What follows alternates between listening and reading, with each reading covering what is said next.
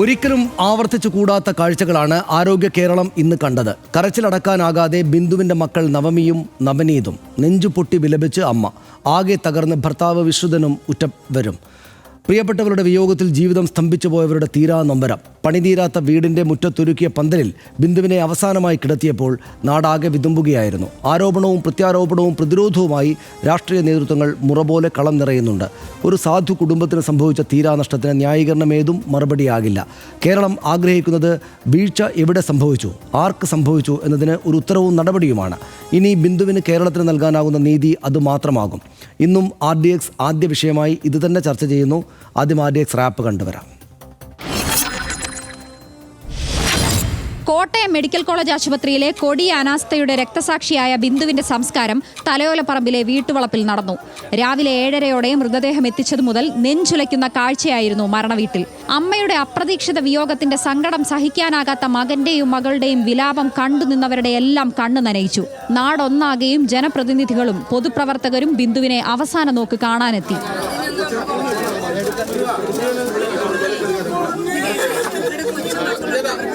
തലക്കേറ്റ ഗുരുതര പരിക്കും ആന്തരിക രക്തസ്രാവവുമാണ് ബിന്ദുവിന്റെ മരണകാരണമെന്നാണ് പ്രാഥമിക പോസ്റ്റ്മോർട്ടത്തിലെ കണ്ടെത്തൽ. തലയോട്ടി പൊട്ടി തലച്ചോർ പുറത്തുവന്നു. വാരിയെല്ലുകൾ പൂർണ്ണമായും ഒടിഞ്ഞു. ആന്തരികാവയവങ്ങൾക്ക് ഗുരുതര ക്ഷതമേറ്റെന്നും പ്രാഥമിക പോസ്റ്റ്മോർട്ടം റിപ്പോർട്ടിൽ പറയുന്നു. ബിന്ദുവിന്റെ മരണത്തിന് പിന്നാലെ സർക്കാരിനും ആരോഗ്യമന്ത്രിക്കുമെതിരെ ശക്തമായ പ്രതിപക്ഷ പ്രതിഷേധം തുടരുകയാണ്. ഇതിനിടെ പത്തനംതിട്ടയിലെ പ്രാദേശിക നേതാക്കളിൽ നിന്ന് വീണ ജോർജിനെതിരെ വിമർശനമുയർന്നത് CPIM-നെ പ്രതിരോധത്തിലാക്കി. RDX wrap news Malayalam.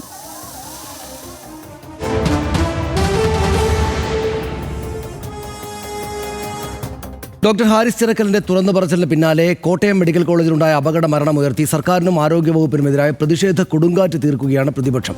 ആരോഗ്യരംഗത്തെ വെന്റിലേറ്ററിലാക്കിയ മന്ത്രി വീണ ജോർജ് രാജിവെക്കണമെന്നാണ് ആവശ്യം. ആ പ്രസ്താവനകളിലേക്ക് നമുക്ക് കാണാം. ആരോഗ്യമന്ത്രി ആ സ്ഥാനത്ത് തുടരാൻ യോഗ്യമല്ല. അവർ ഈ ആരോഗ്യ കേരളത്തെ, ഞങ്ങൾ പറഞ്ഞതുപോലെ ആരോഗ്യ കേരളത്തെ അവർ വെന്റിലേറ്ററിലാക്കി. മന്ത്രിക്ക് ആ സ്ഥാനത്ത് തുടരാൻ ധാർമ്മികമായും നിയമപരമായും യാതൊരു അർഹതയുമില്ല. വലിയ കൃത്യവിലോപമാണ്, കുറ്റകരമായ അനാസ്ഥയാണ്. ഈ സംഭവത്തെ ന്യായീകരിക്കാനുള്ള അതിയായ വ്യഗ്രതയിലാണ് ഈ അബദ്ധം അവർ ചെയ്തിട്ടുള്ളത്. ഒരു മെഡിക്കൽ കോളേജ് ക്യാമ്പസിൽ സംരക്ഷണം കൊടുക്കുവാനുള്ള പ്രാഥമികമായ കടമ ആർക്കാണുള്ളത്? അതിവർക്കല്ലേ? ഇവരുടെ വൈക്കേറിയസ് ലയബിലിറ്റി അല്ലേ? യഥാർത്ഥത്തിൽ ഈ മരണത്തിൻ്റെ ഉത്തരവാദിത്തം അവർക്കല്ലേ? ഈ ചോരയിൽ ഇവരുടെ കൈപ്പാടുകളുണ്ട് എന്നുള്ള യാഥാർത്ഥ്യം നിൽക്കുകയാണ്. ഞാനെന്താ പറഞ്ഞു, ഈ മന്ത്രിയെ കൂടി ഈ പരിപാടിക്ക് പറ്റില്ല. എത്രയും പെട്ടെന്ന് വരെ രാജി എഴുതി വാങ്ങി ചാനലിൽ വാർത്ത വായിക്കാൻ പോകണമെന്നോ. സ്റ്റേറ്റ് ഇപ്പോൾ സഞ്ചരിച്ചുകൊണ്ടിരിക്കുന്നത് റിവേഴ്സ് ഗിയറിലാണ്. ഷോ റൺ ചെയ്യാൻ പറ്റൂലെങ്കിൽ പിന്നെ ആരോഗ്യമന്ത്രി രാജിവെച്ച് അതിനുള്ള സംവിധാനങ്ങൾ ഉണ്ടാക്കണം. കേരള മോഡൽ, ഹെൽത്ത് മോഡൽ എന്ന് പറഞ്ഞ് നടക്കുന്ന സംസ്ഥാന സർക്കാരും ഇവിടെ മാറി മാറി ഭരിച്ച UDF-ഉം LDF-ന്റെ ഫെയിലിയേഴ്സിനെ കുറിച്ച് ജനങ്ങൾ മുമ്പോട്ട് ഞങ്ങൾ വയ്ക്കും. ഇത് ഒരു സാധാരണ മരണമല്ല, ഒരു ക്രിമിനൽ നെഗ്ലിജൻസുമാണ്, ഒരു ഗൗരവഹത്യയുമാണ്. ആരോഗ്യമന്ത്രി രാജിവെക്കില്ല എന്ന് പക്ഷേ CPIM സംസ്ഥാന സെക്രട്ടറി MV ഗോവിന്ദൻ ഇന്ന് വ്യക്തമാക്കി. രക്ഷാപ്രവർത്തനത്തിൽ വീഴ്ചയുണ്ടായി എന്നത് തെറ്റായ പ്രചാരണമാണെന്നും CPM നേതാക്കളും മന്ത്രിമാരും ഇന്ന് വിശദീകരിച്ചു. ഏത് പ്രശ്നം വരുമ്പോഴും മുഖ്യമന്ത്രി രാജിവെക്കണം, മന്ത്രി രാജിവെക്കണം എന്ന് പറയാൻ തുടങ്ങിയിട്ട് കുറേ കാലമായി. അതൊന്നും രാജിവെക്കാനൊന്നും ആരും പോകുന്നില്ല എന്നുള്ളത് എല്ലാവർക്കും അറിയാം, അവർക്കും അറിയാം. അതിലൊന്നും യാതൊരു അടിസ്ഥാനപരമായിട്ടുള്ള പ്രശ്നവും അതിനകത്ത് കുറിച്ച്. ഇത് കനകോലു സിദ്ധാന്തത്തിൻ്റെ ഭാഗമായി അവർ പ്ലാൻ ചെയ്തൊരു പരിപാടിയാണ്. മന്ത്രി എന്നുള്ള നിലയ്ക്കുള്ള കൃത്യവിലോപമൊന്നും ഒരിക്കലും ഉണ്ടായിട്ടില്ല. രാപ്പകൽ അധ്വാനിച്ചുകൊണ്ടാണ് അവർ ഈ ആരോഗ്യ മേഖലയിലെ ഓരോ വിഷയത്തിലും ഇടപെട്ടുകൊണ്ടിരിക്കുന്നത്. അത്തരമൊരു മന്ത്രിയെ ഒറ്റതിരിഞ്ഞിങ്ങനെ ആക്രമിക്കുന്നത് ഒട്ടും തന്നെ ശരിയല്ല. ഈ രാജിയുടെ ആവശ്യം രാഷ്ട്രീയമാണ്. ഒരു പ്രശ്നം എവിടെയെങ്കിലും ഉണ്ടായാൽ അപ്പം തന്നെ ഓരോ മന്ത്രിയും രാജിവെക്കാൻ തുടങ്ങിയ പിന്നെ ഏതെങ്കിലും മന്ത്രി ഇവിടെ ഉണ്ടാകുമോ? അതേസമയം ആരോഗ്യമന്ത്രിയുടെ രാജി ആവശ്യപ്പെട്ട് സംസ്ഥാന വ്യാപകമായി തെരുവിലും പ്രതിപക്ഷ സംഘടനകളുടെ പ്രതിഷേധം തുടരുകയാണ്. കോട്ടയം മെഡിക്കൽ കോളേജിലേക്ക് യൂത്ത് കോൺഗ്രസ് നടത്തിയ മാർച്ച് സംഘർഷത്തിൽ കലാശിച്ചു. തിരുവനന്തപുരത്ത് മന്ത്രിയുടെ ഓഫീസിലേക്ക് BJP നടത്തിയ മാർച്ചിന് നേരെ പോലീസ് നിരവധി തവണ ജലപീരങ്കി പ്രയോഗിച്ചു. പ്രതിഷേധങ്ങളുടെ പശ്ചാത്തലത്തിൽ വീണ ജോർജിനുള്ള സുരക്ഷ വർദ്ധിപ്പിച്ചു. ഇന്ന് നടന്ന ആ പ്രതിഷേധ ദൃശ്യങ്ങളിലേക്കൂടെ പോകാം.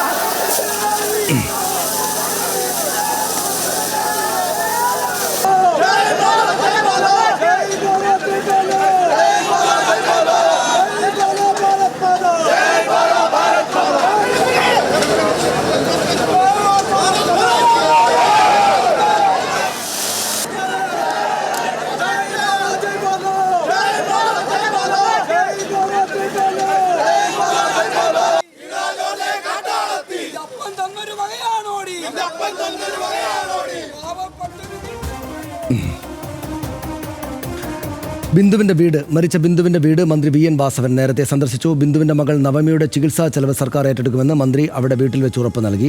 അടിയന്തര സഹായമായി 50,000 രൂപ കുടുംബത്തിന് കൈമാറുകയും ചെയ്തു. മന്ത്രിസഭാ തീരുമാനത്തിന് ശേഷം ബാക്കി കാര്യങ്ങൾ താൻ നേരിട്ട് വിളിച്ചറിയിക്കാമെന്ന് കുടുംബാംഗങ്ങളെ അദ്ദേഹം അറിയിച്ചു. സഹായങ്ങൾ ഏകോപിപ്പിക്കാൻ മന്ത്രി കലക്ടറെ ചുമതലപ്പെടുത്തുകയും ചെയ്തു. എപ്പം ആ കുട്ടിയെ കൊണ്ട് വന്നാലും അപ്പം തന്നെ അവിടെ അഡ്മിറ്റ് ചെയ്ത് ആ സർജറി പൂർണ്ണമായി അതിന് ഭേദമാകുന്നിടം വരെ ട്രീറ്റ് ചെയ്ത് അവർക്ക് ആവശ്യമായ എന്തെല്ലാം ചിലവുകൾ വരുമോ അത് മുഴുവൻ നമ്മൾ വഹിക്കും. ഫ്യൂണറലായിട്ടുള്ള അടിയന്തര സഹായം കൊടുത്തു. മകനെ സംബന്ധിച്ചോളം ഒരു താൽക്കാലിക ജോലിയെങ്കിലും അടിയന്തരമായി വേണം. മെഡിക്കൽ കോളേജിൻ്റെ HDS ഇപ്പോൾ താൽക്കാലികമായി അത്തരം ചില കാര്യങ്ങൾ ചെയ്യാൻ കളക്ടർ ചെയർമാനായും സൂപ്രണ്ട് സെക്രട്ടറിയായും ഞങ്ങളൊക്കെ മെമ്പർമാരായിട്ടുള്ള കമ്മിറ്റിയുണ്ട്. അതാലോചിച്ച് ആ കാര്യം പരിഗണിക്കാമെന്ന് പറഞ്ഞ് പിന്നീട് സ്ഥിരമായിട്ടുള്ള കാര്യത്തെക്കുറിച്ച് ആലോചിക്കും. സർക്കാർ കൃത്യമായി ആ ഗവൺമെൻറ് ഈ കുടുംബത്തിന് എന്തൊക്കെ ചെയ്തു കൊടുക്കണോ ആ കാര്യങ്ങൾ ചെയ്ത് അവരെ സംരക്ഷിക്കും. അതാണ് നമ്മളിപ്പോൾ ആലോചിച്ചിട്ടുള്ളത്.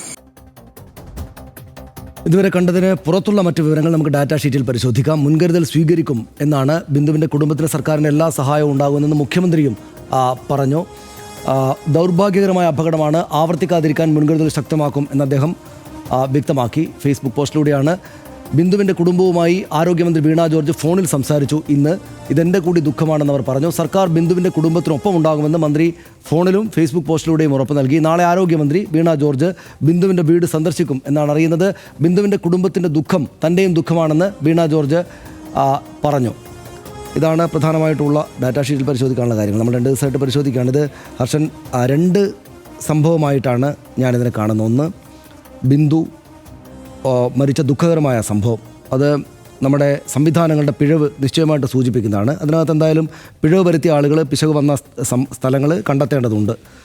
രണ്ടാമത്തേത്, ഇത്തരം സംഭവങ്ങൾ ഉണ്ടാകുമ്പോൾ എപ്പോഴും നമ്മുടെ നാട്ടിൽ ഉണ്ടാകാറുള്ള രാഷ്ട്രീയ പ്രശ്നമാണ്. അത് രണ്ടായിട്ട് കാണണം എന്ന് വിചാരിക്കുന്ന ആളാണ് ഞാൻ. പ്രത്യേകിച്ച് ഒരു തെരഞ്ഞെടുപ്പ് കാലത്തേക്കൊക്കെ പോകുമ്പോൾ ഇത്തരം സംഭവങ്ങളെല്ലാം അതിൻ്റെ ഒരു രാഷ്ട്രീയ വശത്തെ കൂടി ഉൽപ്പാദിപ്പിക്കുകയും വലിയ തോതിൽ അത് ആ നിലക്ക് പോകും. അത് സ്വാഭാവികമായ കാര്യമാണ്, എന്തെങ്കിലും തെറ്റുള്ള കാര്യമല്ല. പക്ഷേ എങ്കിലും അതിരുവിട്ടുള്ള വിമർശം പല ഭാഗത്തും ഉണ്ടായി എന്ന് കൂടെ ഞാൻ വിചാരിക്കേണ്ടത്. ഹർഷൻ്റെ ഒരു ടേക്ക് എന്താ? ഇതിൽ സ്വാഭാവികമായി സനീഷി പറഞ്ഞ മട്ടിൽ തന്നെയാണ് ഞാനും അതിനെ കാണുന്നത്. ഇത് രണ്ടും രണ്ടായി തന്നെ വേണം പരിഗണിക്കാൻ. അവിടെ ഒരു ആക്സിഡൻ്റ് ഉണ്ടായി, ഇതൊരു ആക്സിഡൻ്റാണ്, ഒരു അപകടമാണ്. പക്ഷേ ആ അപകടത്തിന് ഒരു കാരണം, അതായത് ബോധപൂർവമുള്ള ഒരു നെഗ്ലിജൻസ് ഏതെങ്കിലും തരത്തിൽ സർക്കാരിൻ്റെ ഭാഗത്തു നിന്ന് എന്തെങ്കിലും തരത്തിൽ ഉണ്ടായിട്ടുണ്ടെങ്കിൽ അത് പ്രത്യേകം വിമർശിക്കപ്പെടേണ്ടതാണ്. അത് ഇന്നലെ വളരെ കൃത്യമായി വൃത്തിക്ക് ആ വിമർശനങ്ങളൊക്കെ നടന്നിട്ടുണ്ടെന്ന് തന്നെയാണ് ഞാനും കരുതുന്നത്. കാരണം അവിടെ ഉണ്ടായിട്ടുള്ള പ്രാഥമികമായിട്ടുള്ള അവിടുത്തെ ഒരു വീഴ്ച എന്ന് പറയുന്നത് തീർച്ചയായും അവിടെ ഒരു ആൾ ഈ കെട്ടിടാവശിഷ്ടങ്ങൾക്കുള്ളിൽ ഇല്ല എന്നുള്ള മന്ത്രിമാരുടെ ഒരു കമൻറ്റും, അവിടെ ഒരു ചികിത്സാ സാഹചര്യം അവിടെ ഇല്ല, രോഗികൾ അവിടെ ഇല്ല, ആ കെട്ടിടം പൂട്ടിയിട്ടിരിക്കുകയാണ്, അവിടെ പഴയ വസ്തുക്കളൊക്കെ അടുക്കി വച്ചിരിക്കുകയാണ് എന്നൊക്കെയുള്ള മന്ത്രിമാരുടെ ഒരു ചിന്തയും അവർ നേരിട്ട് മാധ്യമങ്ങളോട് പങ്കുവച്ചത് തന്നെ വലിയ വീഴ്ചയാണ്. അക്കാര്യത്തിൽ ഒരു സംശയവുമില്ല. പിന്നെ ഇതിൻ്റെ അവിടെ ഈ 500 കോടി രൂപ 567 കോടി രൂപയുടെ പുതിയ ബിൽഡിങ്ങൊക്കെ പണിതിട്ടുണ്ട്. ആ കെട്ടിടത്തിലേക്ക് ഈ രോഗികളെയൊക്കെ മാറ്റാനിരിക്കുകയാണ്. ആ ചികിത്സാ സംവിധാനങ്ങളും സൗകര്യങ്ങളും പൂർണ്ണമായി അവിടേക്ക് മാറ്റാനിരിക്കുകയാണ്. 95% ജോലി കഴിഞ്ഞു എന്ന് പറയുന്നു. അതിൻ്റെ ഉദ്ഘാടനം വൈകി. ഇന്നിപ്പോൾ മന്ത്രി അതിൻ്റെ കാരണങ്ങൾ വിശദീകരിക്കുന്നുണ്ട് പലതരത്തിൽ. അതൊക്കെ എന്താണെന്ന് ഇനിയിപ്പോൾ കളക്ടറുടെ അന്വേഷണമൊക്കെ വരട്ടെ. ഇതിലെനിക്ക് തോന്നുന്ന ഒരു പ്രധാനപ്പെട്ട കാര്യം, എല്ലാ ചർച്ചകളും ഇപ്പോൾ മന്ത്രിയുടെ രാജി എന്നതിലേക്ക് വന്നു നിന്നു. സ്വാഭാവികമായും പ്രതിപക്ഷം അത്തരത്തിലൊരാവശ്യം തന്നെയാണ് ഉന്നയിക്കുക. കേരളത്തിൻ്റെ ചരിത്രത്തിൽ ഏതെങ്കിലും ഒരു വകുപ്പുമായി ബന്ധപ്പെട്ട് ഇത്തരത്തിൽ എന്ത് വിഷയമുണ്ടായാലും സ്വാഭാവികമായും രാജി എന്ന ആവശ്യത്തിലേക്കാണ് കാര്യങ്ങൾ വരിക. അപ്പോൾ ഇന്നലെ ഹാരിസ് ചിറക്കലിൻ്റെ കേസ് മുതൽ നമ്മൾ എടുത്ത് നോക്കിക്കഴിഞ്ഞാൽ നമ്മുടെ പൊതുജനാരോഗ്യ മേഖലയെ പക്ഷേ ഇകഴ്ത്തി കാട്ടിക്കൊണ്ട് ആ രാജി എന്ന ആവശ്യത്തിലേക്ക് പ്രതിപക്ഷമായാലും വരരുത് എന്ന് തന്നെയാണ് ഞാൻ കരുതുന്നത്. കാരണം doctor Haris Chirakkal, neuro surgeon, അദ്ദേഹം ഈ കാര്യങ്ങൾ വിശദീകരിക്കുമ്പോൾ അദ്ദേഹത്തെക്കുറിച്ച് നമുക്കൊരു ചിത്രം കൂടി നമ്മുടെ മുന്നിലുണ്ടല്ലോ, ഡോക്ടർ ഹാരിസ് ചിറക്കലിനെ കുറിച്ച്. കാരണം അത്രയ്ക്ക് നിസ്വാർത്ഥമായി സേവനം നടത്തുന്ന ഒരാൾ ഈ പൊതുജനാരോഗ്യ സിസ്റ്റത്തിൻ്റെ ഭാഗമാണ്. ഇവിടേക്ക് വരുമ്പോൾ, കോട്ടയത്ത് മെഡിക്കൽ കോളേജിലേക്ക് വരുമ്പോൾ അതിൻ്റെ സൂപ്രണ്ട് ഡോക്ടർ ജയകുമാർ, അദ്ദേഹം ഇന്ത്യയിലെ അറിയപ്പെടുന്ന ഒരു കാർഡിയോ സർജൻ. അത് മാത്രമല്ല അദ്ദേഹം പല അത്തരം കാർഡിയോ സർജന്മാരുമുണ്ട്. പക്ഷേ അദ്ദേഹത്തിൻ്റെ നിസ്വാർത്ഥമായ സേവനം കൊണ്ട് തന്നെയാണ് അറിയപ്പെടുന്നത്.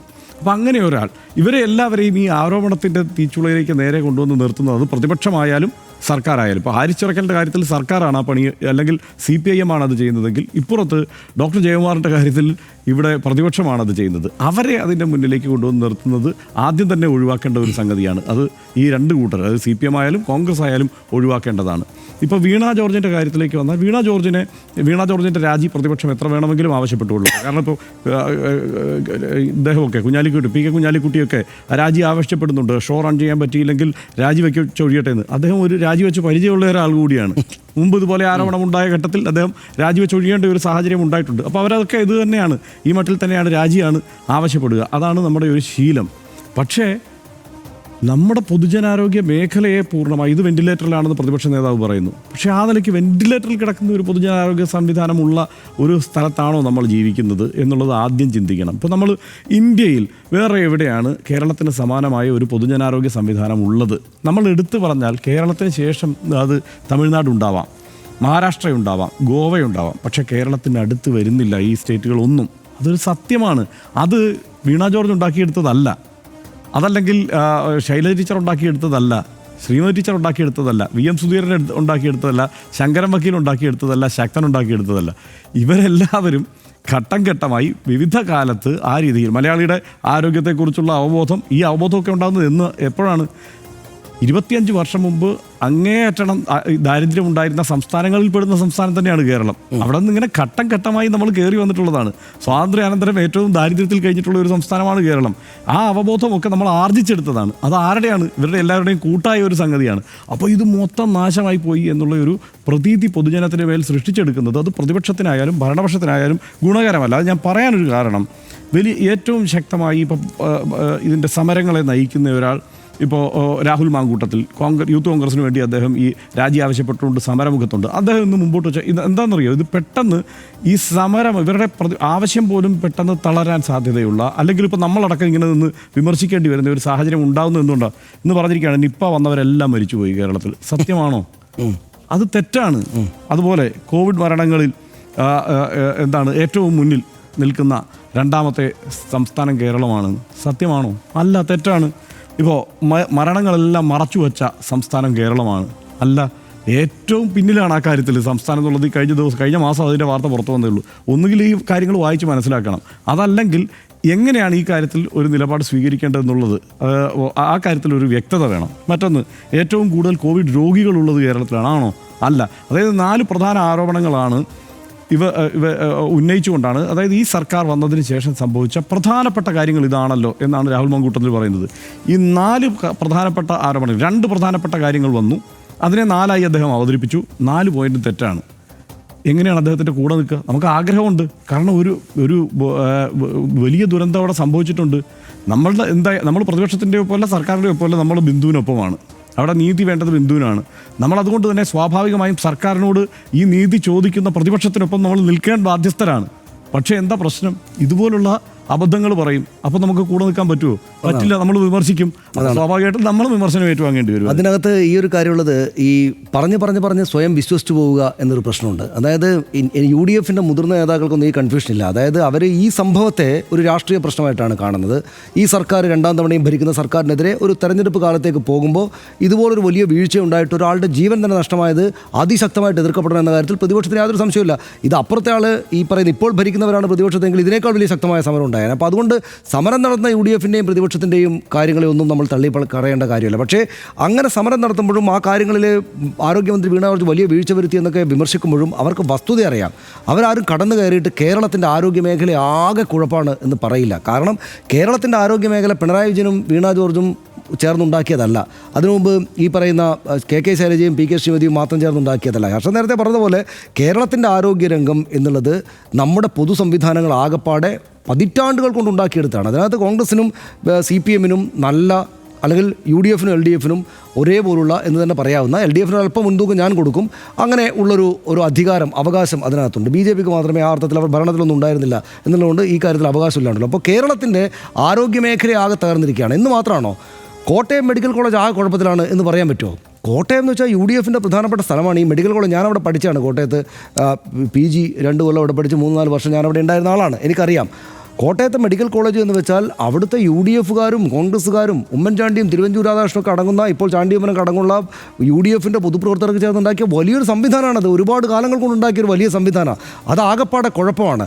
ഇവിടെ ഒരു വീഴ്ചയുണ്ട്. ഇപ്പോൾ പല ആളുകളും പ്രതീക്ഷിക്കുന്നത് നമ്മൾ വീണ ജോർജിനെ പാട്ടപ്പടലെ എതിർക്കണം എന്നാണ്. പറ്റില്ലത്. അതിപ്പോൾ ഇവരാരെങ്കിലും വന്ന് നിർബന്ധിച്ചാൽ അങ്ങനെ പറ്റില്ല. അതെങ്ങനെയാണ് പറ്റുക? അതായത് ആരോഗ്യമന്ത്രി നന്നായിട്ട് കാര്യങ്ങൾ ചെയ്യുന്ന ഒരാളാണ്. ആരോഗ്യമന്ത്രിക്ക് വീഴ്ചകളുണ്ടാകും. ഈ കാര്യങ്ങൾ ചെയ്യുന്ന ആളുകൾക്ക് വീഴ്ച കൂടെ പറ്റാം എന്നതുകൊണ്ട് വീഴ്ചയുണ്ടാകും. പ്രധാനമായിട്ടും ഞാൻ വിമർശിക്കാൻ കാരണമായത് അവരുടെ പ്രതികരണം ഇന്നലത്തേത് 2 മന്ത്രിമാരുടെയും തൃപ്തികരമായിരുന്നില്ല. ആ സംഭവത്തിൻ്റെ സീരിയസ്നെസ് മനസ്സിലാക്കിയിട്ടുള്ള പ്രതികരണം അവരുടെ ഭാഗത്തുണ്ടായിട്ടില്ല. അതാണ് നമ്മുടെ വിമർശം ആ ഭാഗത്തേക്ക് വന്നത്. അല്ലാതെ ആരോഗ്യമേഖല ആകപ്പാടെ കുഴപ്പമാണ് എന്നോ, പിന്നെ വീണ ജോർജ് ആകപ്പാടെ കുഴപ്പമാണ് എന്നോ, ഈ കോട്ടയം മെഡിക്കൽ കോളേജ് ആകപ്പാടെ കുഴപ്പമാണോ എന്ന് പറയുക വസ്തുതയല്ല. അതിപ്പോൾ രാഷ്ട്രീയക്കാർക്ക്, ഹർഷൻ, തെരഞ്ഞെടുപ്പ് കാലത്തേക്ക് പോകുന്നതുകൊണ്ട് രാഷ്ട്രീയക്കാർക്ക് അത് പറയാം. രാഷ്ട്രീയക്കാർ ഒരു തെരഞ്ഞെടുപ്പ് കാലത്തേക്ക് പോവുകയാണ്, അവർക്കത് പറയാം. UDF അത് പറയണം. UDFിൻ്റെ സൈബർ അണികളും അല്ലെ പ്രവർത്തകർ, താഴെയുള്ള ആളുകളെല്ലാം അത് പറയണം. അവർ ചെയ്യേണ്ടുന്ന കാര്യമാണത്. പക്ഷേ മാധ്യമപ്രവർത്തകർ വസ്തുത പറയേണ്ട ആളുകളാണ്. സത്യസന്ധമായിട്ട് കാര്യങ്ങൾ പറയേണ്ടുന്ന ആളുകളാണ്. ഞങ്ങൾക്ക് ഈ പറയുന്ന നാളെ തെരഞ്ഞെടുപ്പാണല്ലോ എന്ന് കരുതിയിട്ടൊരു വസ്തുതയെ കോവിഡ് കാലത്തും ഈ പറയുന്ന നിപ്പയുടെ കാലത്തുമൊക്കെ നമ്മൾ കണക്കുകൾ അവിടെ കാണും. കണക്കുകളിപ്പോൾ നമ്മുടെ മുമ്പിൽ ആർക്ക് വേണമെങ്കിലും സെർച്ച് ചെയ്താൽ കിട്ടുന്നതാണ്. കണക്കുകൾ മാത്രമല്ല, മനുഷ്യരുടെ അനുഭവം എന്നൊരു സംഗതിയുണ്ട്. അതായത് ഇത് 1947 ഓഗസ്റ്റ് 15 മുമ്പ് നടന്ന കാര്യമല്ല. നമ്മളെല്ലാവരും ജീവിച്ചിരിക്കുന്ന കാലത്ത് നടന്ന സംഭവങ്ങളാണ് ഈ കോവിഡും നിപ്പയും ഒക്കെ. അതിൻ്റെ വസ്തുത അനുഭവപരമായിട്ട് ശരീരത്തിലും മനസ്സിലും അനുഭവിച്ച മനുഷ്യർക്ക് മുന്നിലേക്ക് എന്നിട്ട് വല്ലാതെ അങ്ങ് ഒടിച്ചു കളയരുത്, വളക്കാനേ പാടുള്ളൂ. അതായത് അവർക്ക് ഈ സർക്കാരിനും ഇപ്പോഴത്തെ ആരോഗ്യവകുപ്പ് സംവിധാനങ്ങൾക്കും എതിരായിട്ടുള്ള രോഷം ഉണ്ടാക്കാനായിട്ട് ഈ സംഭവത്തെ ഉപയോഗിക്കാമെന്നല്ലാതെ വളച്ച് പൊട്ടിച്ച് കളയരുത്. ഇവിടെ കോവിഡ് ആകപ്പാടെ ലോകത്ത് ഏറ്റവും കുഴപ്പം ഇവിടെയായിരുന്നു എന്ന് പറഞ്ഞാൽ ജനം വിശ്വസിക്കില്ല. കാരണം അവരുടെ തൊലിപ്പുറത്തുള്ള അനുഭവമാണ്. നിപ്പയുടെ കാലത്ത് ആകപ്പാടെ ഇവിടെ മൊത്തം പ്രശ്നമായിരുന്നു എന്ന് പറഞ്ഞാൽ അവരുടെ തൊലിപ്പുറത്തുള്ള അനുഭവമാണ്, അവർ വിശ്വസിക്കില്ല. അപ്പോൾ രാഷ്ട്രീയമാണെങ്കിൽ തന്നെയും നമുക്ക് എന്തും പറയാം, പരസ്യത്തിലൊക്കെ എന്തും പറയാവുന്നില്ല. അങ്ങനെ പറയുന്നത് വളക്കേ മാത്രമേ പാടുള്ളൂ, ഒടിക്കാൻ പാടില്ല എന്നുള്ള കാര്യം മുതിർന്ന UDF നേതാക്കളുടെ കയ്യിൽ നിന്ന് ഇളമുറക്കാരായുള്ള UDF കോൺഗ്രസ് നേതാക്കൾ പഠിക്കുകയും വേണം. സൈബർ മേഖലയിൽ വ്യാപരിക്കുന്ന ആളുകൾ അക്കാര്യങ്ങൾ മനസ്സിലാക്കുകയും വേണം. ഇതിനകത്ത് ഇപ്പോൾ കോവിഡിൻ്റെ കാര്യം നമ്മൾ RDXൽ എടുത്തിരുന്നു. ഈ കോവിഡ് പട്ടികയിൽ ഈ മറച്ചുവെച്ച മരണങ്ങളുടെ എണ്ണക്കണക്കെടുത്ത് പരിശോധിച്ചപ്പോൾ അതിൻ്റെ കൃത്യം കണക്കുകൾ ഏറ്റവും ഒടുവിൽ കഴിഞ്ഞ മാസം പുറത്തു വന്നപ്പോൾ നമ്മളത് RDXൽ പരിശോധിച്ചാണ്. ഗുജറാത്തിലാണ് ഏറ്റവും കൂടുതൽ മരണങ്ങൾ ഒളിപ്പിച്ചു വെച്ചത്. അങ്ങനെ അത് ആ കണക്കെടുത്ത് പരിശോധിച്ചാൽ മരണക്കണക്കിൽ ആ നിലയ്ക്ക് ആദ്യഘട്ടത്തിൽ ഈ മരണക്കണക്കുകൾ വരാതിരുന്നത് കേരളത്തിന്റെ ഗംഗയിൽ ശവശരീരങ്ങൾ ഒഴുകി നടന്നില്ലേ ഹർഷൻ? ഗംഗയിൽ ശവശരീരങ്ങൾ ഒഴുകി നടന്നു ഉത്തർപ്രദേശ്. ഡൽഹിയിൽ ഈ പറയുന്ന ഓക്സിജൻ സിലിണ്ടർ കിട്ടാതെ എത്ര പേരും മരിച്ചു. അതൊക്കെ കൈത്തുമ്പിലുള്ള വിരൽത്തുമ്പിൽ അറിയുന്ന ചെറുപ്പക്കാരും മുതിർന്നവരുമായിട്ടുള്ള ആളുകൾക്ക് മുന്നിലേക്കാണ് ഈ കാര്യങ്ങൾ പറയുന്നത്. വെന്റിലേറ്ററിൽ നിന്ന് എഴുന്നേറ്റ് വന്നവരുണ്ടല്ലോ, വെന്റിലേറ്ററിൽ നിന്ന് ആളുകളെ രക്ഷിച്ചു കൊണ്ടുവന്നിട്ടുണ്ട് നിപ ബാധിതരെ. ഇതൊക്കെ അറിയാഞ്ഞിട്ടാണോ പത്രം വായിക്കുന്നത്? നമ്മൾ അവസാനിപ്പിക്കേണ്ടത് ഒരു കാര്യം എന്താണെന്ന് വെച്ചാൽ, ബിന്ദു ഒരു വീഴ്ചയുടെ രക്തസാക്ഷിയാണ്. അക്കാര്യത്തിൽ യാതൊരു സംശയവുമില്ല. അതായത് പൊതു സംവിധാനങ്ങളെ വിശ്വാസമർപ്പിച്ച് അവിടേക്ക് പോയിട്ട് മകളുടെ ചികിത്സാവശ്യത്തിന് വേണ്ടിയിട്ട് അവിടെ ചെന്ന് നിന്ന് ഈ മണ്ണിനടിയിലായിപ്പോയ ആ ബിന്ദു വീട്ടമ്മ, ഇന്ന് കഴിഞ്ഞ ദിവസം വരെ നമുക്കറിയില്ലാതിരുന്ന ആ ആള് നമ്മളോട് പറയുന്ന ചില കാര്യങ്ങളുണ്ട്. നിങ്ങൾ ഈ കാര്യങ്ങളെ, സംവിധാനങ്ങളെ നന്നായിട്ട് കൊണ്ടുപോകണം, അല്ലെങ്കിൽ അതിൻ്റെ രക്തസാക്ഷിയാണ്, അവരുടെ ഒരു വീഴ്ചയുടെ രക്തസാക്ഷിയാണ്. ഈ സർക്കാരിനെ ആ കാര്യത്തിൽ കുറ്റപ്പെടുത്തേണ്ടതുണ്ട്. കോട്ടയം മെഡിക്കൽ കോളേജിൻ്റെ സംവിധാനങ്ങളെ കുറ്റപ്പെടുത്തേണ്ടതുണ്ട്.